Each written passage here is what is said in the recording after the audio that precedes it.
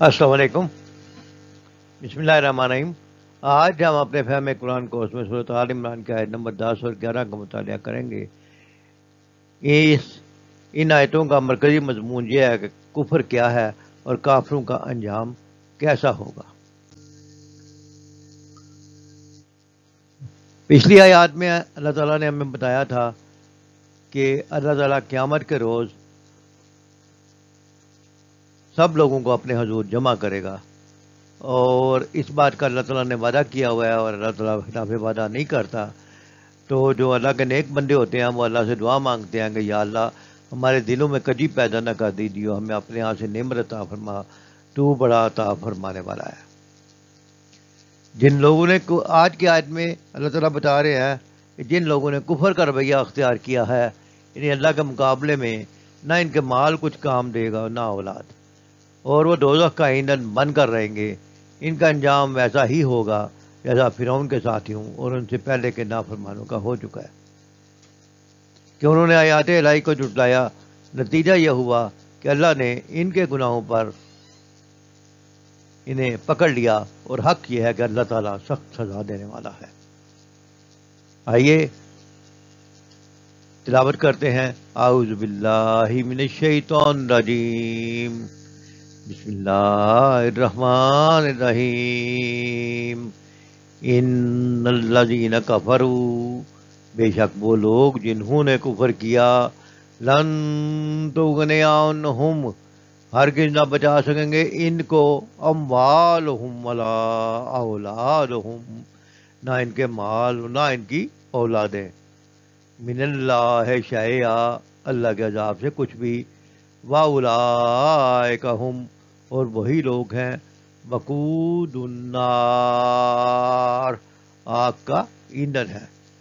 یعنی جو لوگ آج کفر کر رہے ہیں ان کو روز قیامت اللہ تعالیٰ کے عذاب سے کوئی بھی چیز نہیں بچا سکتی، نہ وہ مال نہ وہ اولاد، جس میں وہ دنیا کی زندگی میں مگن ہے، قیامت والے دن ان کے کسی کام نہیں آئے گا، کیونکہ وہ اللہ کی آیات کا انکار کر رہے ہیں، کفر ہو۔ اب سوال یہ پیدا ہوتا ہے کہ کفر کے اصل معنی کیا ہے؟ سید مودودی بتاتے ہیں کہ ایمان کے معنی ہے ماننا، قبول کرنا، تسلیم کر لینا، اور اس کے برعکس کفر کے معنی ہے نہ ماننا، رد کر دینا اور انکار کر دینا، یعنی کفر ایمان کی ضد ہے۔ قرآن کی روح سے کفر کے رویہ کی مختلف صورتیں ہو سکتی ہیں۔ ان صورتوں میں ایک صورت یہ ہے کہ اللہ تعالیٰ کے اقتدار اعلیٰ کو تسلیم نہ کیا جائے۔ وہ واحد مالک ہے اور اس کی ہر چیز پر حکمت ہے، واسع کرسی السماوات والارض، اس کی اقتدار کی جو کرسی ہے وہ ہر چیز کو گھیرے ہوئے ہے۔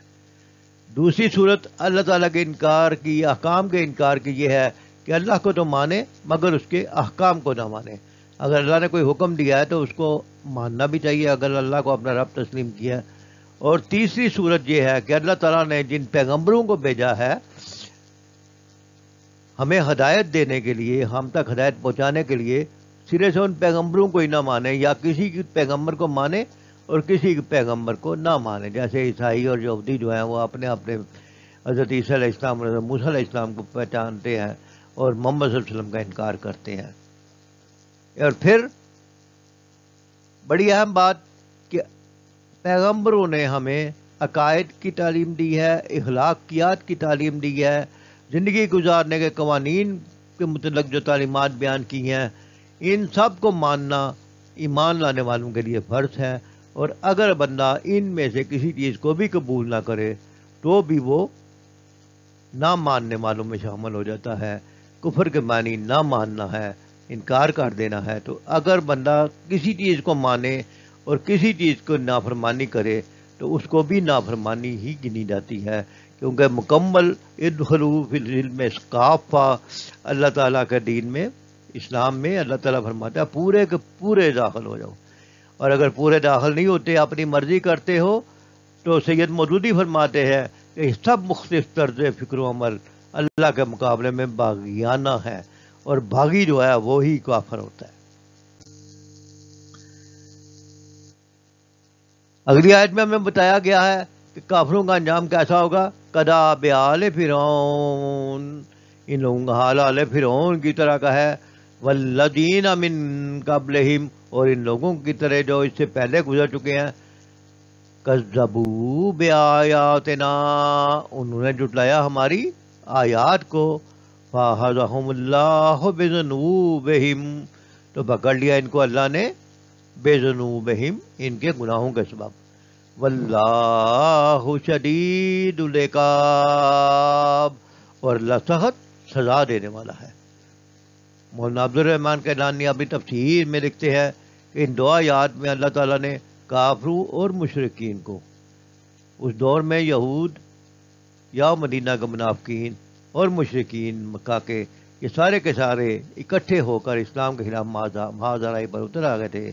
ان کو فرمایا جا رہا ہے کہ اسلام دشمنی سے باز آ جاؤ، ورنہ جس طرح آل فرعون، قوم عاد، سمود یعنی اس سے پہلی قومیں تباہ ہو گئی ہیں، تمہارا بھی وہی اشر ہونے والا ہے. تفسیر ابن کثیر کہتی ہے کہ اللہ کی کتابوں کو جھٹلانے والے، اللہ کے رسولوں کے منکر، اللہ کی کتاب کے مخالف، اللہ کی وحی کے نافرمان، یہ سارے لوگ دنیا میں اولاد اور مال میں مگن ہیں. یہ اپنے مال اور اولاد سے کوئی بھلائی کی توقع نہ رکھیں. یہ جہنم کی لکڑیاں ہیں جن سے جہنم سلگائی اور بھڑکائی جائے گی. آج کے زیر مطالعہ یہاں سے نکلنے والے اہم نکات آئیے ہم دیکھتے ہیں کہ اللہ تعالیٰ نے ہمیں یہ سمجھایا ہے کہ کافروں کے مال اور اولاد کا کوئی فائدہ نہیں ہے. جن لوگوں نے کفر کا راستہ اپنایا ہے، ان کے پاس جتنا بھی مال یا اولاد ہو، اللہ کے عذاب سے انہیں بچا نہیں سکتے. دنیا کی ظاہری طاقت و وسائل جو آج ہمیں نظر آتے ہیں اور جن کی وجہ سے لوگ امپریس ہوتے ہیں، آخرت میں ان کو کوئی فائدہ نہیں دے گی ان کے اللہ کے احکام کے انکار کے سبب. اور کیا ہوگا؟ دوزخ ان کا انجام ہوگا. اور اللہ تعالیٰ نے تاریخ سے مثال پیش کی ہے کہ فرعون اور اس کے ساتھیوں کا کیا انجام ہوا. آج ہمیں چاہیے کہ اس بات پر یقین رکھیں کہ اللہ کی گرفت و سزا یقینی ہے، اور جیسا انجام پہلی قوموں کا ہوا ہے، اللہ تعالیٰ سخت سزا دینے والا ہے. اور یہ چیز اللہ کے عدل کا مظہر بھی ہے کہ جو نافرمان ہیں، جو کافر ہیں، جو انکاری ہیں، ان کو اللہ تعالیٰ نے سزا دینے کا وعدہ فرمایا ہوا ہے. آج کی آیات سے ہمیں سبق و موضوع پیغام کیا ملتا ہے؟ یہ آیات ہمیں پیغام دیتی ہیں کہ وقت کے فرعونوں کا حشر بھی فرعونوں والا ہوگا. اور جب یہ آیات نازل ہوئیں، اس کے تھوڑا ہی عرصہ بعد بدر کا معرکہ ہوا، تو اللہ تعالیٰ نے نشانی دکھا دی کہ کفار و مشرکین خدائی لشکر کے سامنے مغلوب ہو گئے. اور اللہ تعالیٰ جس طرح چاہتا اللہ تعالیٰ نے مدد فرمائی. یہ تو ہوئی دنیا کی ذلت، اور آخرت میں جو گرم مکان تیار ہے نافرمانوں کو، اس کے لیے بھی تیار رہنا چاہیے. یہ آیات ہمیں خبردار کرتی ہیں کہ اللہ کی نافرمانیوں کے لیے، نافرمانی کرنے والوں کے لیے انجام بہت سخت ہے. دنیا میں اگر کوئی طاقتور ہے، باحیثیت ہے، تو آخرت میں یہ طاقت اور حیثیت کوئی فائدہ دینے والی نہیں.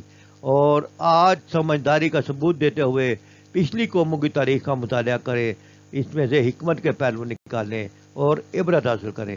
اللہ تعالیٰ ہمیں عمل کی توفیق عطا فرمائے. وما علینا